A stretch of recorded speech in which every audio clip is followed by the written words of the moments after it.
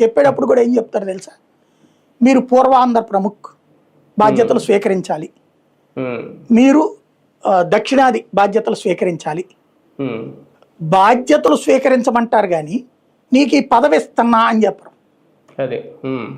ఆ పదవి కావాలని ఎవ్వడు ఏ పరివిలు చేసుకోడు.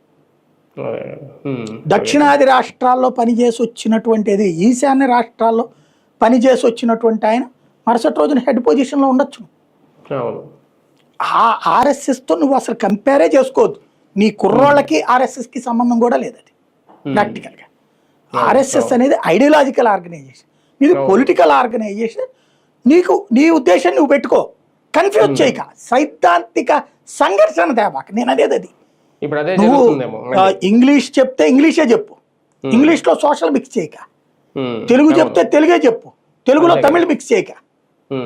నీ సిద్ధాంతం ఏంటి, నీ విధానం ఏంటి, అదే పాయింట్తో వెళ్ళు నువ్వు. సార్ ఫైనల్ గా పవన్ కళ్యాణ్ గారు అయినా ఒక క్లారిటీతో ఉన్నారని ఏమన్నా అనిపించిందా నిన్న ఉద్యమి ఆత్మీయ సమావేశంలో? ఫైనల్ గా ఆయనకు ఒక క్లారిటీ ఉందండి. జగన్ ఇంకో 10-15 ఏళ్ళు అధికారంలోకి రాకపోతే అప్పుడు తెలుగుదేశం కూటమిలో ఒక్కళ్ళ కూటమిగానే ఉంటుంది, అప్పుడు విడిపోవచ్చు. మనం విడిపోయినప్పుడు జగన్ ప్లేస్ నేను ఆక్యుపై చేసుకోవచ్చు అన్నది ఆయన ఫార్ములా. అంతే, ఇంకేం లేదు అక్కడ. అంతే, అదే చెప్పారు అది వీళ్ళందరికీ కూడా. రైట్ మొత్తానికి